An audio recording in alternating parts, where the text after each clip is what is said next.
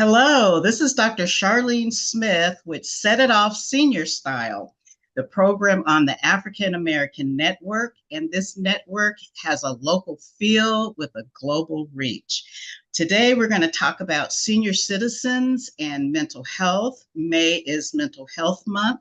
And I'm so glad to have Miss Monica Frey, who is a licensed clinical social worker.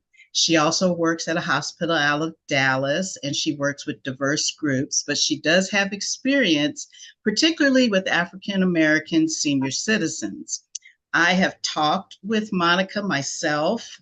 This is something in our community that's difficult for especially seniors to go and seek help. But I lost my mother and I am still in the grieving process. It's still new. But I talked with Monica and I said, what I'm experiencing is this normal? And she reassured me and went over what the grieving process is about, and it really helped a lot. We all grieve in our own ways, but Monica has a vast background on different kinds of mental health issues.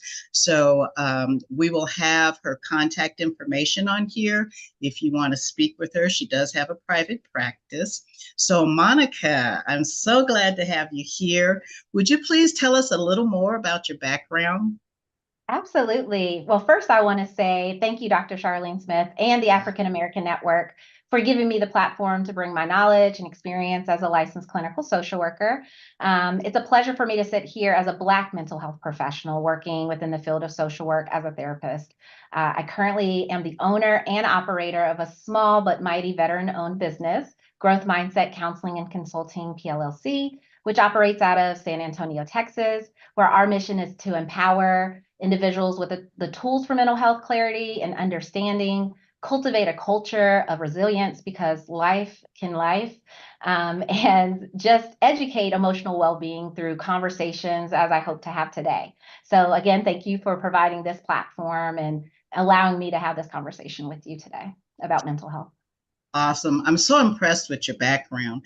So, a lot of people are talking about get mental health assistance when you're having problems. And that's really something new for our community, the African American community. So, if you could tell us a little bit about what you're seeing, particularly with senior citizens, because our program, we talk about everything on Set It Off Senior Style, everything that pertains to seniors. So there's no subject that's off limits. So, tell us what kind of trends you're finding with the senior population. And that would probably be, say, 55, 60 and older. So tell us what you're seeing in current trends. So, far as what I'm seeing in the private practice sector, a lot of just conversations around what does it look like to grow old. I am 40 years old, and having a father who is in his 60s, 70s, right? He doesn't even think he's getting older. And so I can see it from all different perspectives, Mhm. being a child and also being a therapist. And, a lot of the conversations are really about what does it look like to age? What are the cognitive changes that I might be experiencing? What is social isolation, especially post COVID? Because we have seen, a change in how we communicate as a country, as African Americans Right. culturally, right? We've seen a decline in churches, and so really an increase of social isolation and connectedness post COVID. We talk a lot about just the financial concerns, especially with interest rates going up right now, and it just being really hard to survive on certain incomes in a later stage of life where, physically we just can't do the things that we had done in the past, right? Going to work and working 40 hours a week, if we have physical ailments, could really alter that. I have a lot of clients that talk about just wanting to work and not having places that see them as Oh, able to be in those environments. And so that's where, for me as a therapist, I really have to think about it within the lines of stigma and ageism, right? Older adults may face this as society, doesn't always view aging in the best view, which is Right. unfortunate because there's so much knowledge. So those are just some of the topics that I am hearing from my clients that are coming and talking to me.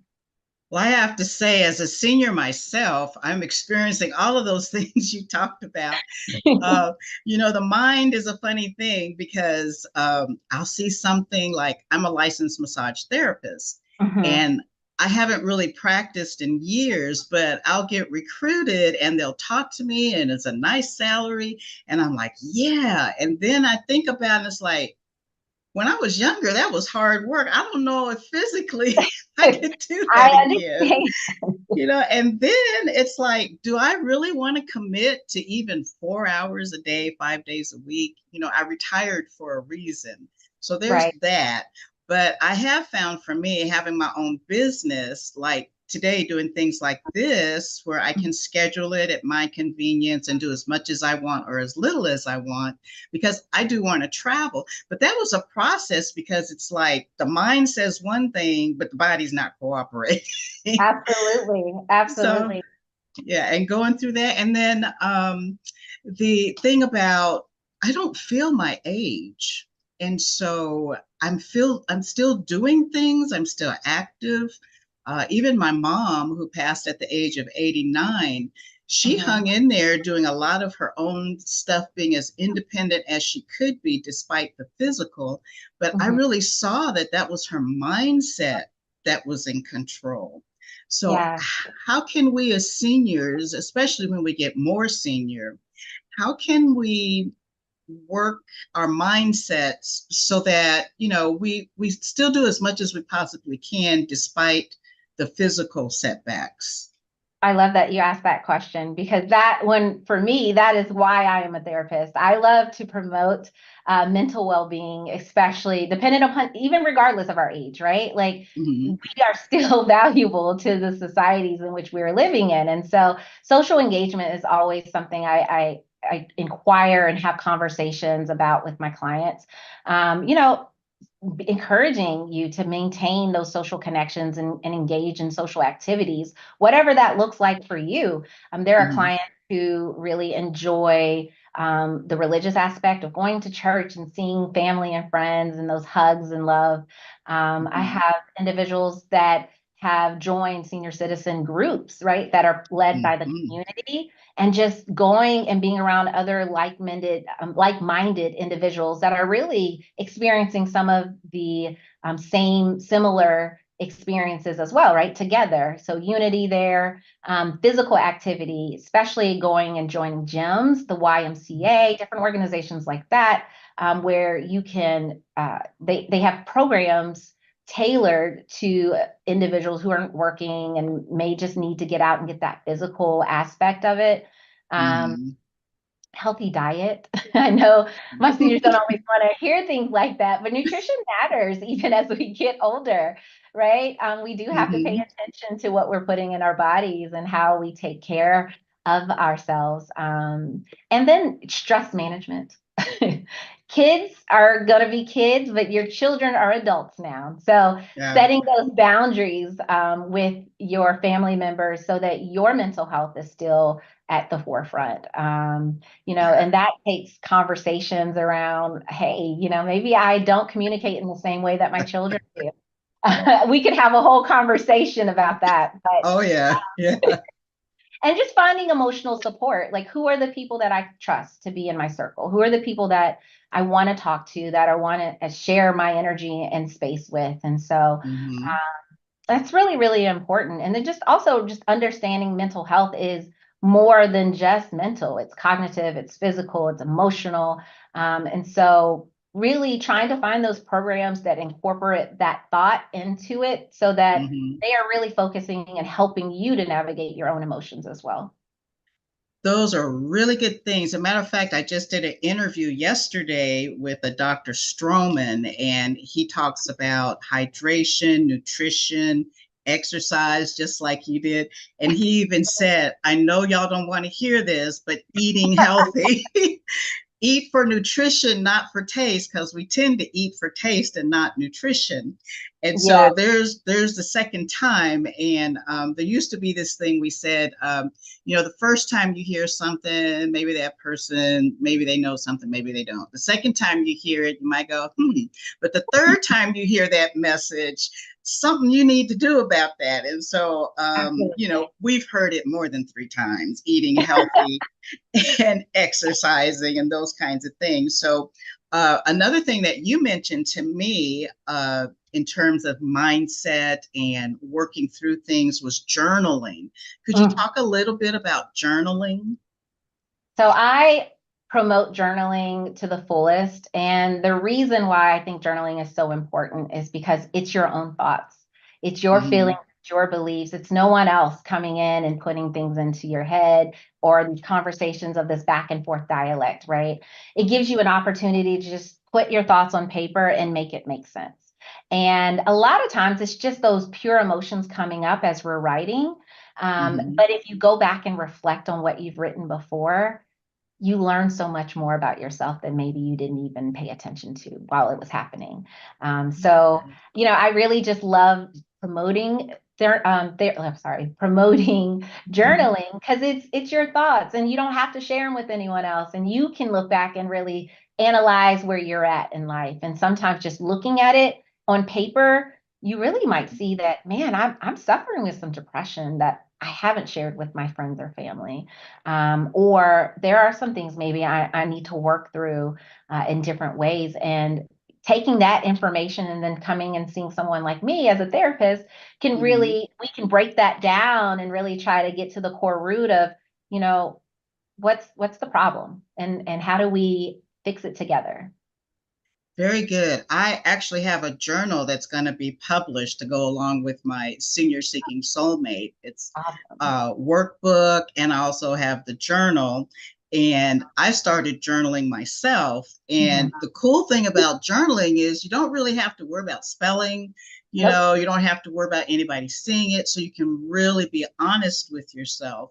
Absolutely. And, maybe you've probably heard about the Johari window, where what the world knows about you, what the world Mhm. knows about you, but you don't know about you, what you know about you, and the world doesn't know about you. And then there's that blind spot that the world doesn't know and you don't know about you. And with the journaling, for me, it has really brought out some things that I didn't know about me, but maybe the world did. And Mhm. so that was real helpful. And then also my feelings about my mother and brother and my sister, those were some key things that happened during that time. And saying, okay. And then earlier you talked about adult children. I have an adult son and adult grandchildren, and then I have baby great grandchildren. But those adults in my line that share that DNA with me, whew, and so it has been an interesting experience with me setting my boundaries because I'm a helper and I want to rescue them and I love them dearly and I don't want them to experience the mistakes that I made.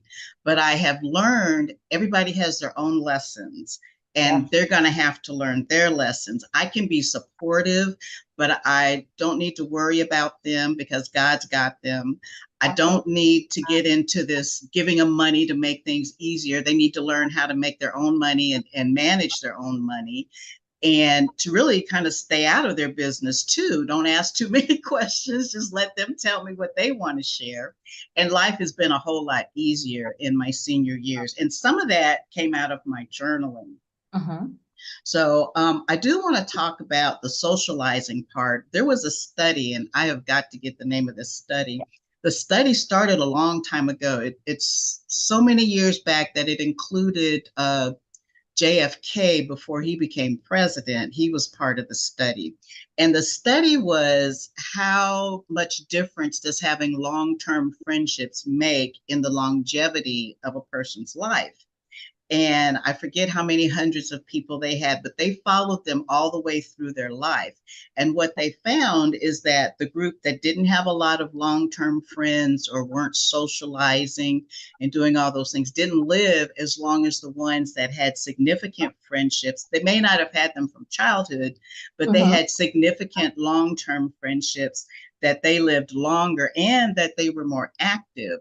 And on top of that, the Villages in Florida is kind of like the star child of retirement communities. But they have found that people in those kind of communities live longer, and they attribute it to being active, getting out. There's like 100 and something golf courses there.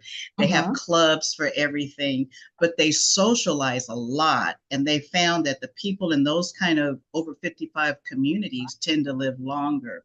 So are you finding that people are kind of moving towards that trend of retiring in those kind of communities? Or are you finding that people are still hanging on to their independence and living in their home and those kinds of things? So from my own personal experience with that, it really is dependent upon how you prepared for aging, right? If you don't Mm-hmm. have the finances to be able to live that type of life and you didn't start early, it's harder to start later. And so it's Um, really, really important to recognize how finances can really play on end of life, right? The golden years can be not so golden for some individuals as different things start to happen. And so I love that that is can be a trend. I just haven't seen it personally. Just because the clients that do come into me are coming in with crisis. And so ah, but there is research around the importance of community. We are social individuals. People are social by just by who we are, the nature of who we are as individuals. And so recognizing that those type of communities really enhance um, supportiveness and being together, and just have programs geared to really focusing on the senior citizen. I can see where it would benefit those that are able to financially be able to go into those organizations. well, that's one of the things that I found also, especially the Villages. They are Mhm. designed for every kind of budget to live there Okay. and experience a good retirement life. I didn't realize that. I've known about the Villages for a long time, but I didn't know that they had different little communities that anybody with any budget could get into it and experience membership in all those community activities. Now, I don't know about the other 55 and older ones, but I know that was part of the mission for the development of the Villages. So, I love that. I think that's great. It's definitely yeah. something that we have to push towards our communities, especially as, you know, our society, we've changed. We used to, I'm from Virginia. I'm from a Mm. rural town in Evington, Virginia. The land that I lived on and was raised on is still the land that my family continues Oh, to live. So, I have my aunts and uncles and cousins, and everyone lives on the same road. So, it's wow. almost like our own little village. And seeing them, I can recognize like they all support each other. They look out for each other. They work together, even as they're getting older. My dad and his sisters, and my, older aunts and uncles, they work together as a family. Wow. But, unfortunately, those places and spaces of African Americans working together, we always see that in some communities Right, right. nationally. And so, I have to be aware of that as a social worker, that really have to get to know, what does your community look like for you as an African American, right? What kind of community do you currently live in? And then I Mhm. personally look out and listen to hear, okay, well, maybe this is something we need to look into, right? How do we find connection? And I just really work on the individual level as a therapist. Okay, cool. So let me ask you this. Mhm. We were talking about, families and adult children. So, Yeah. sometimes when we have problems, we're in denial. So, but the family and friends will see it before us. Mhm. And maybe we see it, but we don't want to admit it. So, how can family help their seniors get some assistance if they think they need some mental health therapy? Oh, I love that. That's such a great question. Um, so first we have to recognize there's always a right time and place to have conversations. Okay. Um, I am not going to go tell my dad, "Hey, daddy, you need to go talk to a therapist." Not in that way, Yeah. ever. I would never do that personally. So Uh-huh. as a therapist, I have to recognize like, oh, okay, there are certain times and places to have conversations, right? So Okay.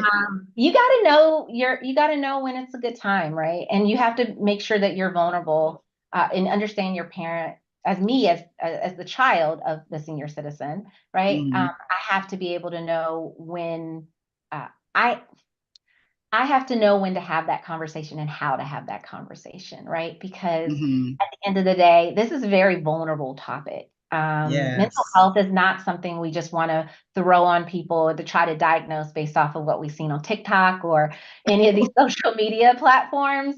So Yeah. as a therapist, I'm telling you, this, please hone on to me when I say this. We have to be Uh-huh. honest about those conversations, right? Yes. And Yes. we need to also provide our families with information from a lens of love and care and understanding. Use a lot of I statements instead of, Okay. "Hey, mom, dad, you need to go to see a therapist."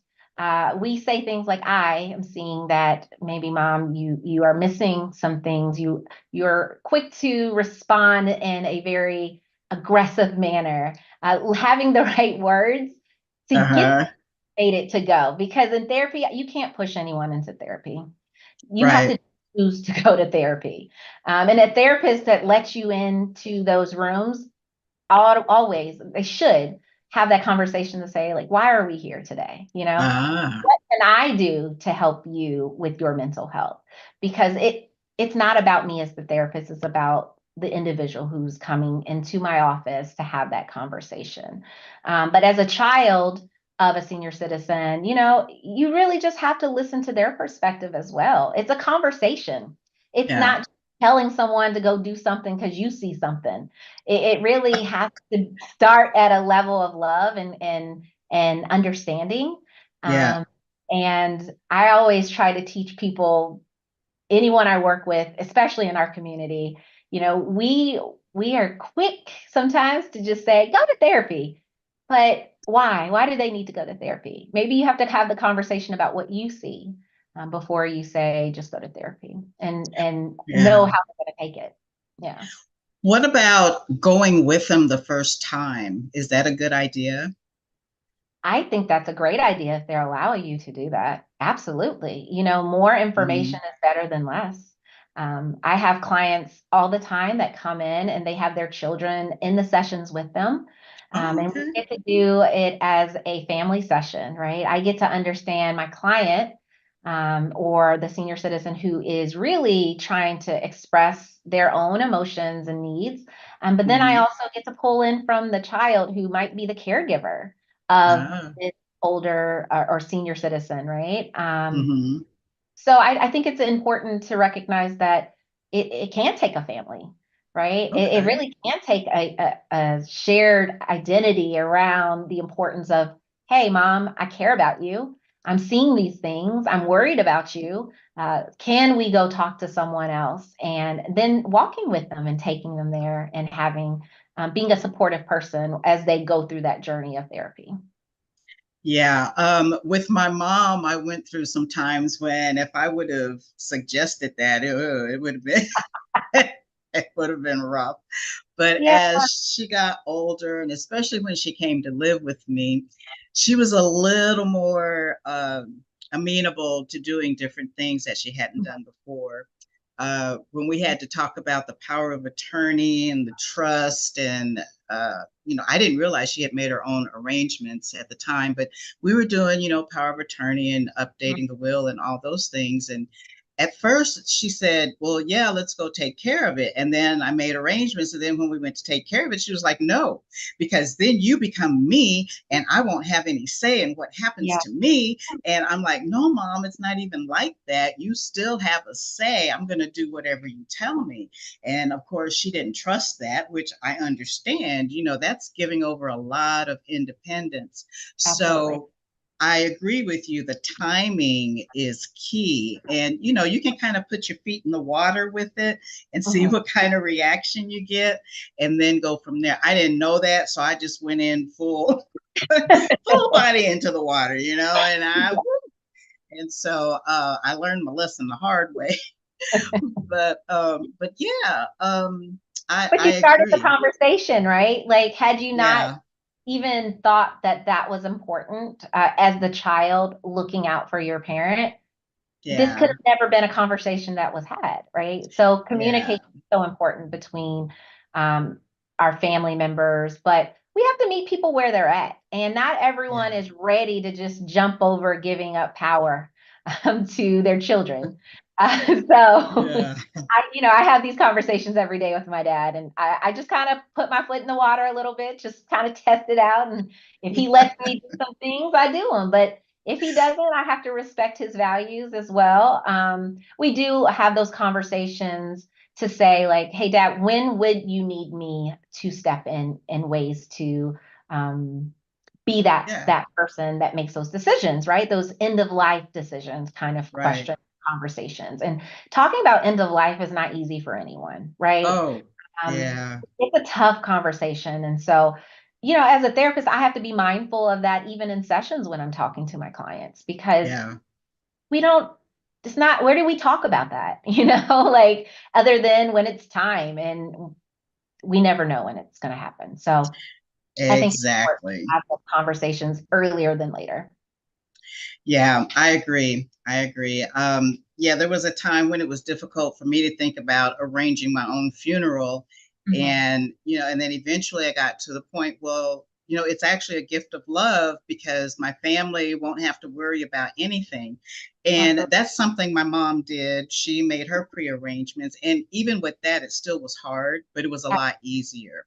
A lot Yeah. easier. Yeah. And even I talked my aunt into it, and she had that, oh, I don't want to talk about death. I'm like, well, not so much about the death, it's about those that are left behind. And she just has one son. And I said, Jeff, who has some, he would need some help with Mhm. getting things done. And she said, oh, yeah, yeah. So, she went and she finally did it and she Mhm. felt so much better. And Yeah. so, yeah, it's not easy at all.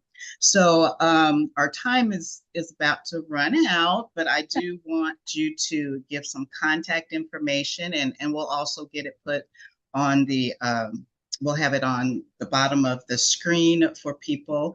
But go ahead and tell us your contact information. So you can reach me at Monica Frey on social media platforms.